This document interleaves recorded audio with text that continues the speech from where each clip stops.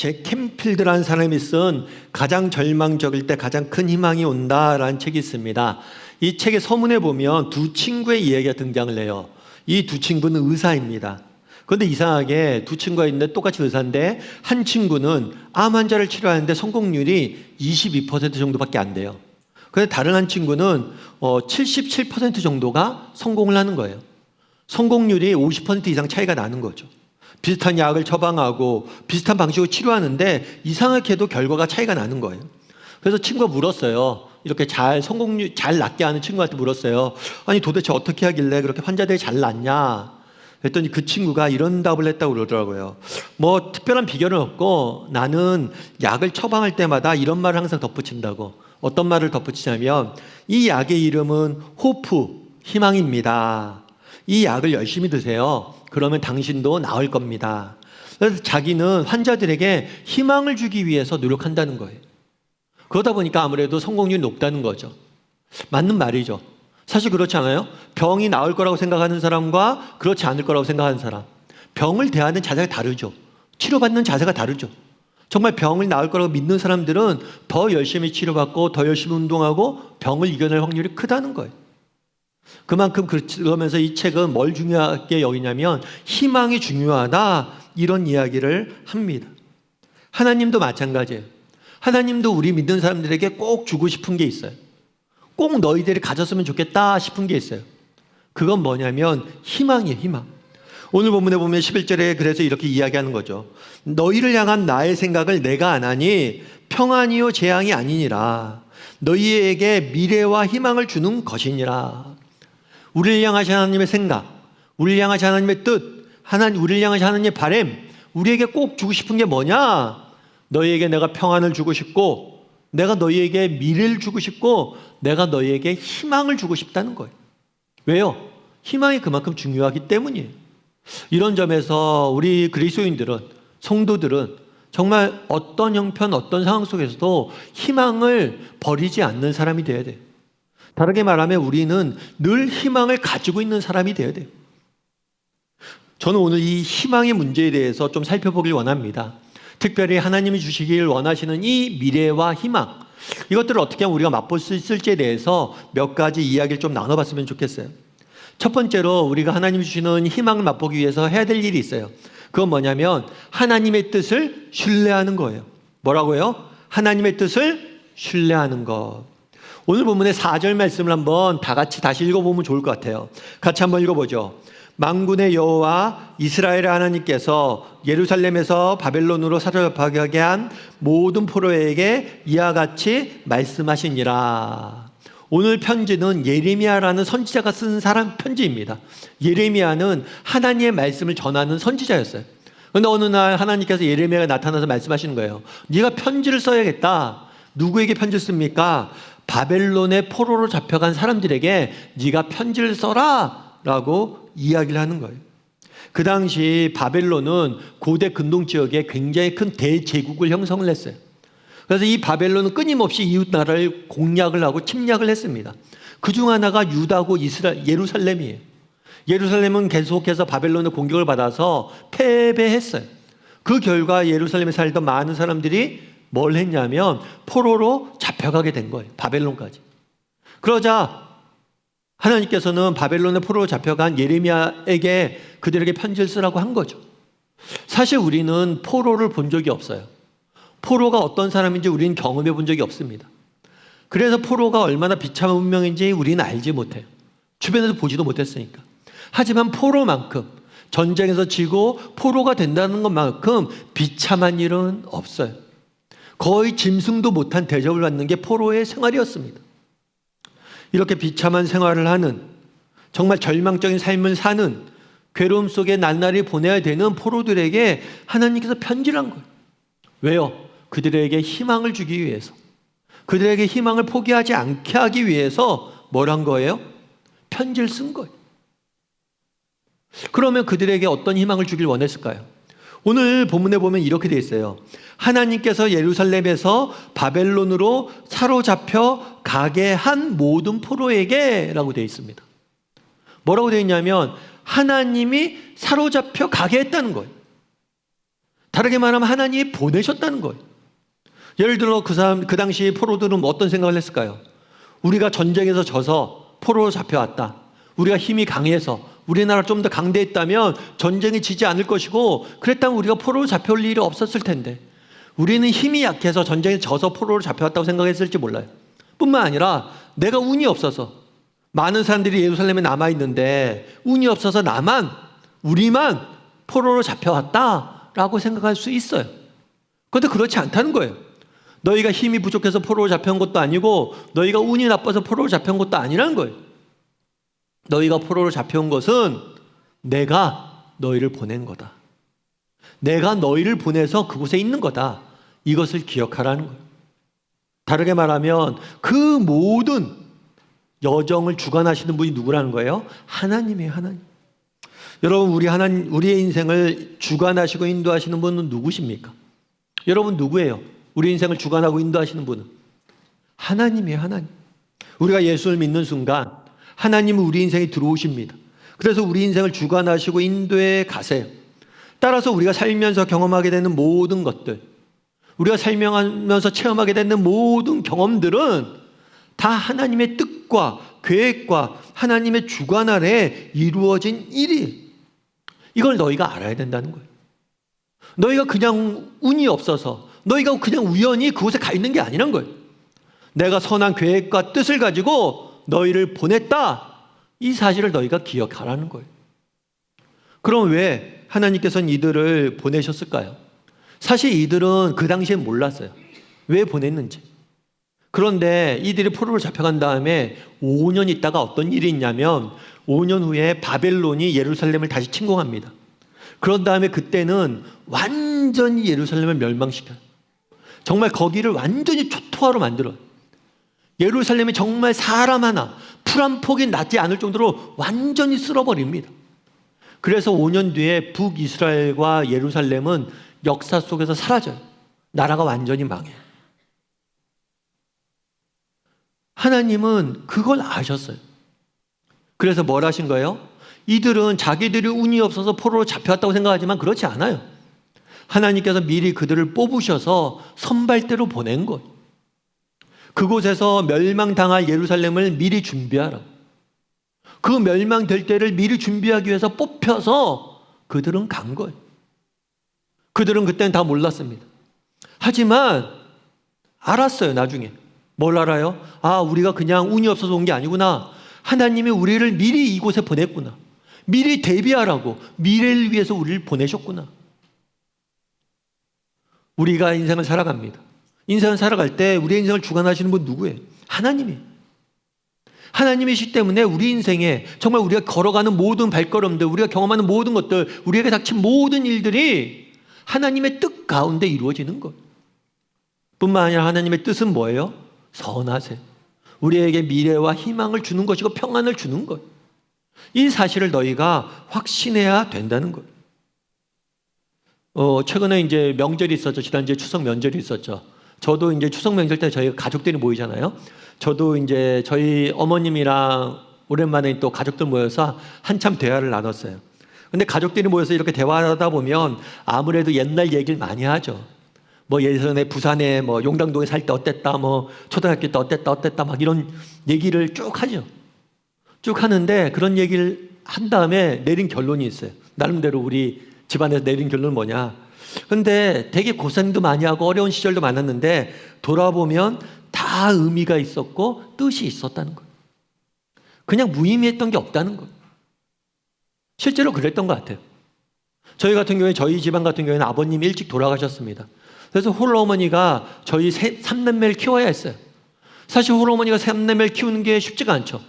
돈도 벌어야 되고. 그러니까 저희 어머니 막 그런 얘기하면서 그런 얘기 하시는 거예요.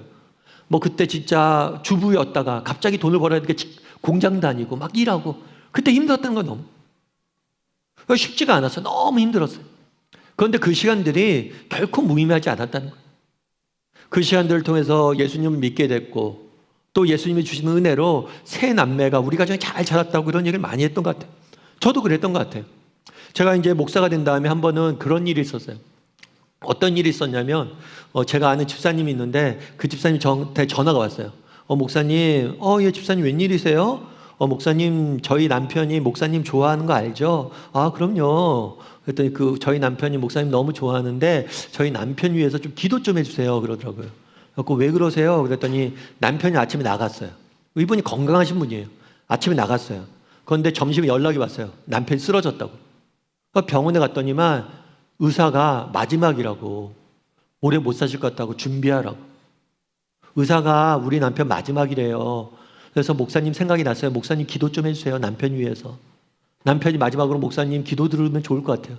그래서 전화상으로 기도해 드렸어요. 기도 다 해드리고 나서 좀 있다가 연락이 왔어요. 남편이 하나님 부르셨다고, 하나님 데려가셨다고. 그래서 장례식장에 갔죠. 사실 너무 슬픈 장례잖아요. 누가 위로할 수 있겠어요? 건장하던 남편이, 젊은 남편이 아침에 갔는데, 아침에 건장히 출근했다가 오후에 왔는데 죽어서 돌아온 거예요. 어떻게 그걸 이해를 해요? 누가 위로를 해요? 그런데 그때 제가 가서 그 생각이 들더라고요. 제 어렸을 때 생각도 들고, 그 애 이름이 신이였는데, 집사님, 그래도 신이는 이제 좀 많이 자랐잖아요. 저는 더 어렸을 때 아버님을 떠나보냈다고. 하지만 하나님께서 우리 가정을 지키시고 우리 가정을 인도해 오셨다고. 아마 집사님 가정도 그렇게 할 거라고. 힘냈으면 좋겠다. 그때 들었던 생각이 그거예요. 내가 했던 경험들, 아픔들, 이게 무의미하지 않아요. 우리 성도들에게 무의미한 시간이 어디 있습니까? 우리 성도들에게 무의미한 경험이 어디 있습니까? 너희가 지금 포로로 잡혀가지만 이것이 무의미하지 않다는 거예요.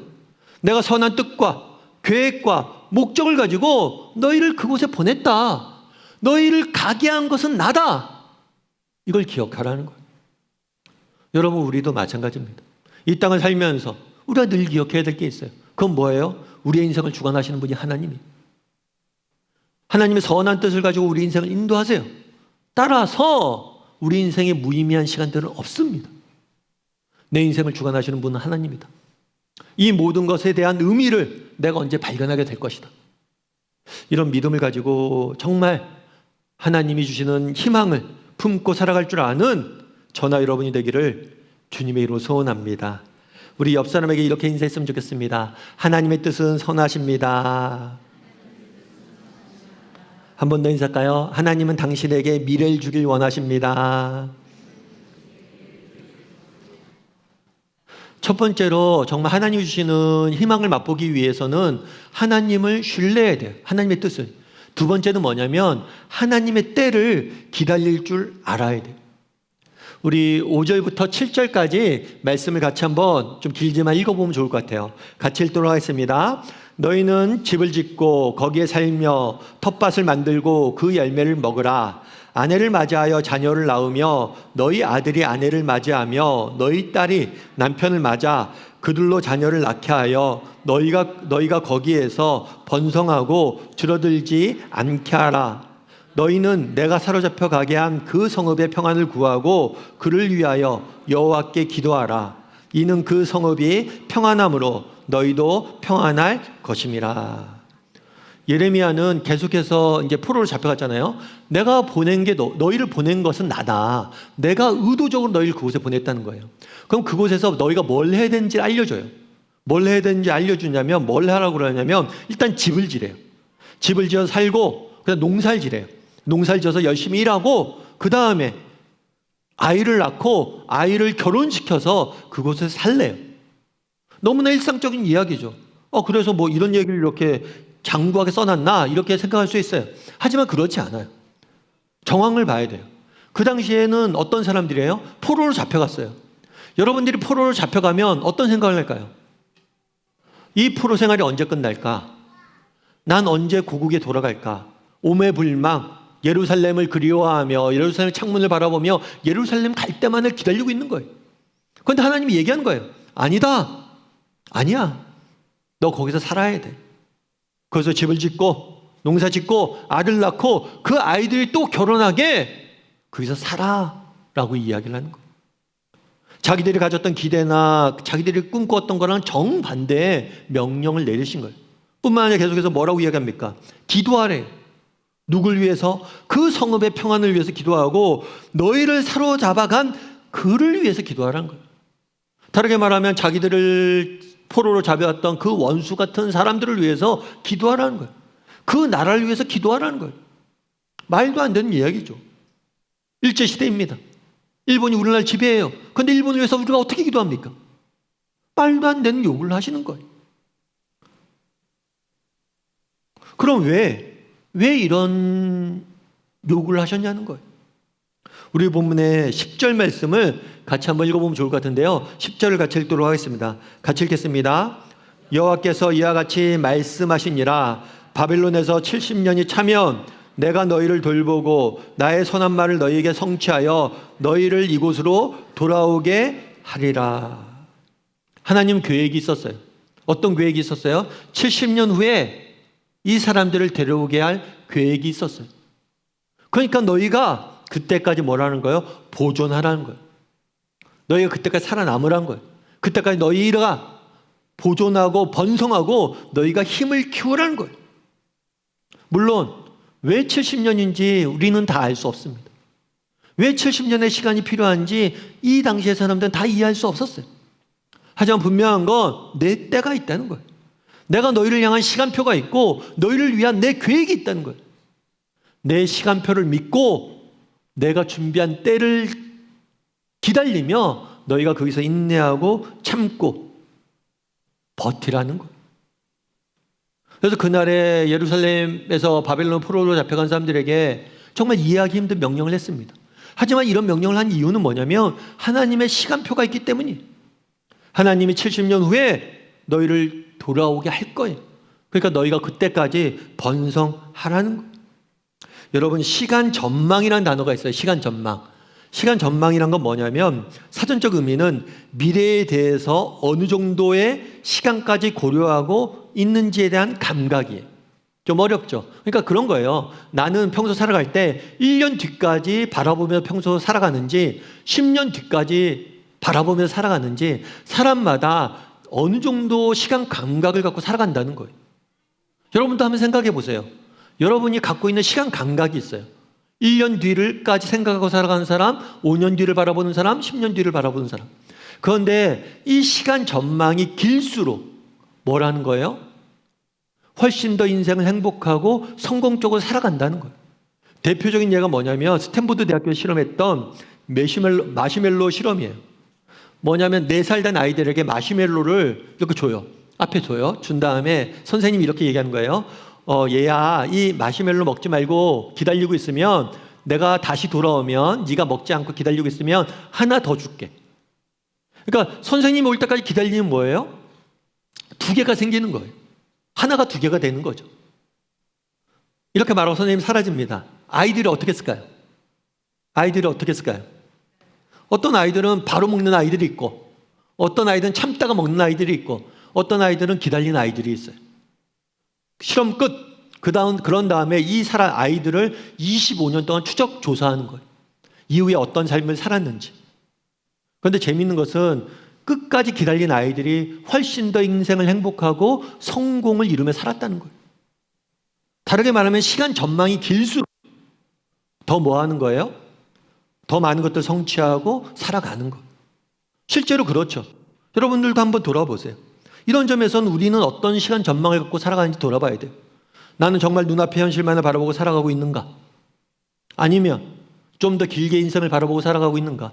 아니면 정말 하나님의 시간표, 정말 하나님의 때, 하나님의 입장에서 우리의 인생을 바라보고 하나님의 시각에서 시간표로 내 인생을 해석하고 있는가? 우리가 한번 돌아봐야 돼요. 정말 우리가 믿는다면, 믿는 성도라면 내 시간표, 눈앞의 현실, 내 시간표, 내 바람, 내 원하는 것들이 아니라 정말 하나님의 시각으로 하나님의 시간표와 하나님의 때를 기다릴 줄 아는 사람이 되어야 된다는 거예요.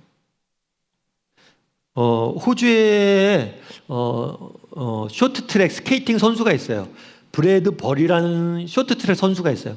이 선수는 굉장히 유명한 선수예요. 왜냐하면 2002년도에 동계올림픽에서 금메달을 땄어요. 그런데 금메달을 땄는데 왜 유명해졌냐면 호주에선 첫 번째 동계올림픽 금메달이에요. 뿐만 아니라 적도 밑에 적도 밑에 있는 남반구에서 동계올림픽 금메달을 딴 첫 번째 선수예요. 그만큼 대단한 영광을 얻은 선수죠. 근데 이 선수가 더 유명한 게 있어요. 그건 뭐냐면 이 선수가 금메달을 땄는데 금메달 어떻게 땄냐면 꼴찌를 했는데 금메달을 땄어요. 뭐냐면 예선전에 참여했어요. 예선전에 참여했는데 예선전 실력이 좋지 않아요. 그런데 바로 앞에 달리던 중국 선수가 실격을 내요. 그래서 준결승에 올라갔어요. 준결승을 달리고 있는데 준결승에서 꼴찌하고 있었어요. 근데 앞에 있는 세 선수가 다 넘어졌어요.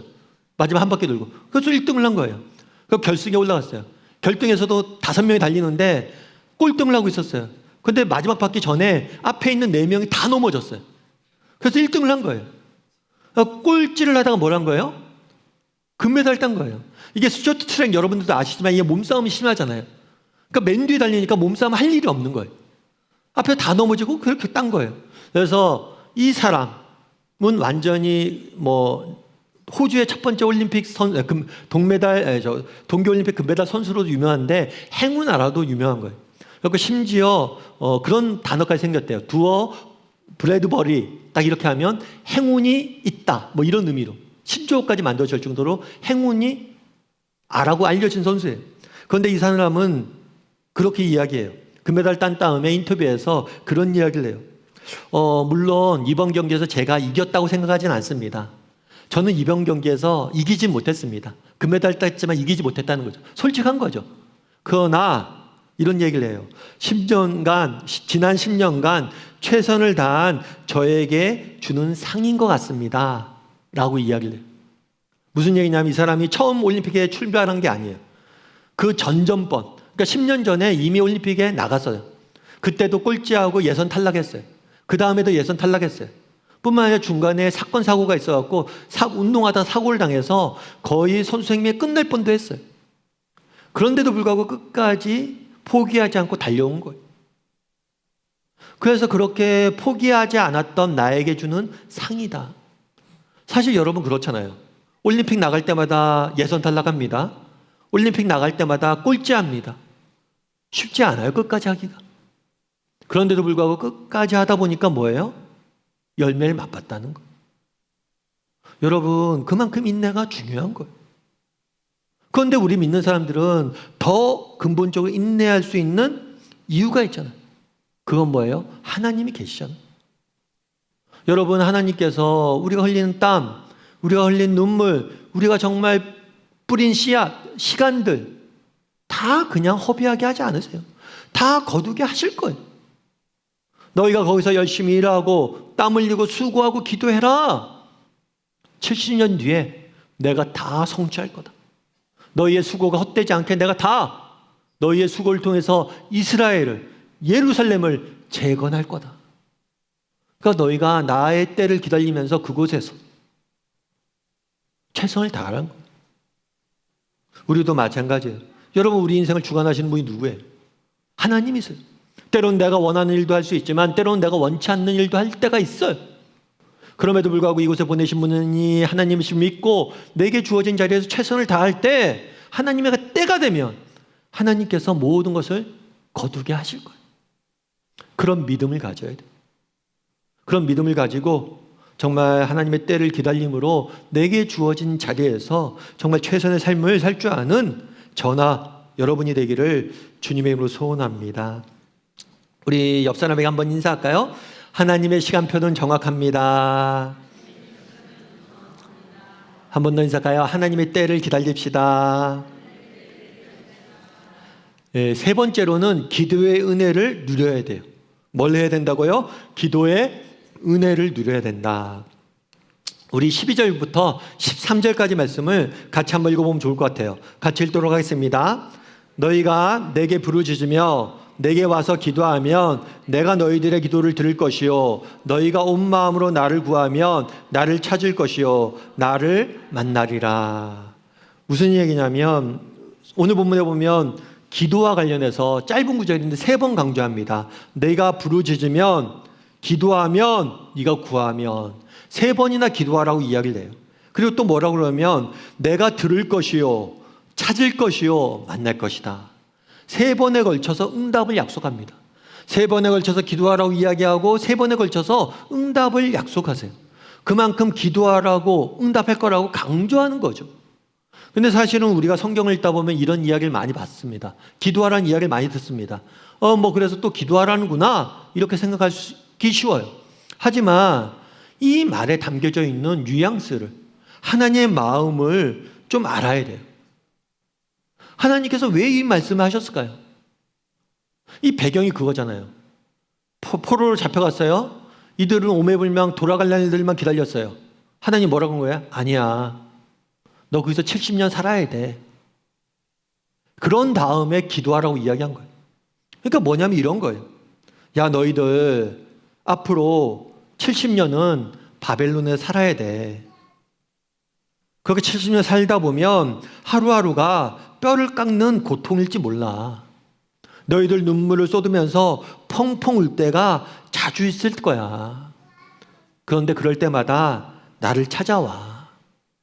마음이 갈기갈기 찢어지는 고통을 당할 때가 자주 있을 거야.